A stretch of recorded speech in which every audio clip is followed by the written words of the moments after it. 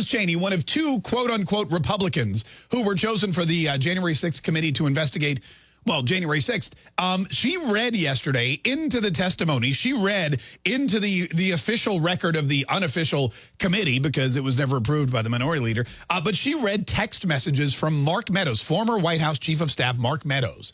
They got his text messages. They were reading them into the record. She wanted everyone to hear them. And I guess she thought she was doing a service to her country. I guess she thought she was doing something for the Democrat Party. I guess her hatred for Donald Trump was boiling over, that it blinded her to the actuality of what she was doing by reading these text messages from Mark Meadows, or to Mark Meadows, from various different people in the media and in the president's family on January 6th. And we have here Liz Cheney. And you know what? It's almost like a special edition of Texture Piece Theater. It's like a special edition of Texture Piece Theater with special guest texter Liz Cheney, representative from Wyoming, for now. Listen to her discuss the text messages that the committee was able to get from Mark Meadows' phone records. Multiple Fox News hosts knew the president needed to act immediately. They texted Mr. Meadows, and he has turned over those texts. All right, now this is very exciting for Liz Cheney because Fox News is one thing that she just, and no Democrats like Fox News, not a single one of them. Not a single one of them. Even Geraldo Rivera, who works there, he hates Fox News. He cashes the check, but he hates it.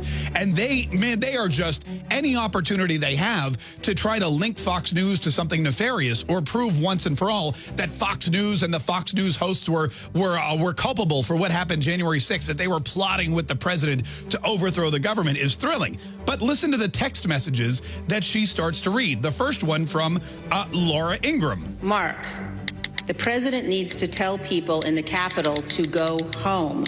This is hurting all of us. He is destroying his legacy, Laura Ingraham wrote. Yeah, that was one text message from Laura Ingraham telling Mark Meadows to tell the president to tell everybody to stop. Here's another one. Please get him on TV. Destroying everything you have accomplished, Brian Kilmeade texted. Oh, our good buddy Brian Kilmeade, Yeah, sending that text to Mark Meadows on January 6th, saying, please, please stop this. Get it under control. You're destroying everything that you've created. Here's one of my favorites. Quote, can he make a statement? Ask people to leave the Capitol, Sean Hannity urged. Yeah, it was Sean Hannity saying, please, could he do this? Can he do that? Can he ask people to make a statement? That wasn't it, though. It wasn't just Fox News personalities that were texting Mark Meadows on January 6th. They also read text messages from Donald Trump Jr., Donald Trump's own son. And I think this one, we edited. Did you edit this one or did I edit this one? Hopefully somebody. It was not me, so I'll be ready to go. All right, be ready. Hopefully somebody edited this one before we played it. She did not, however, edit or censor herself when she read it aloud. Listen to this. He's got to condemn this ASAP.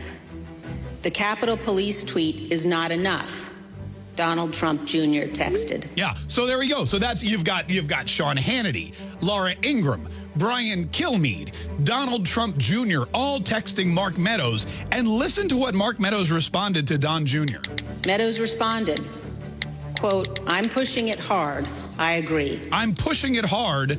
I agree. I agree. So there you have Liz Cheney doing her own version of Texture Piece Theater in the middle of the United States congressional hearing on January 6th. And she's basically going against every narrative that she and Adam Kinzinger and the Democrats have been trying to push since January 6th. A narrative which is, this was a plot. This was pre-planned. Mark Meadows, Donald Trump, Don Jr., Fox News, Sean Hannity, every single Republican in the news media and in a high position of power was working diligently together with the Proud Boys to plan this entire attack on our nation's democracy. This insurrection was something that was premeditated by everyone in the upper echelon of Donald Trump's inner circle. And Sean Hannity, clearly in the upper echelon of Donald Trump's circle. Mark Meadows, clearly in the upper echelon of Donald Trump's inner circle. Brian Kilmeade, his buddy for years, since New York days, clearly in the inner circle and the upper echelon of Donald Trump's inner circle.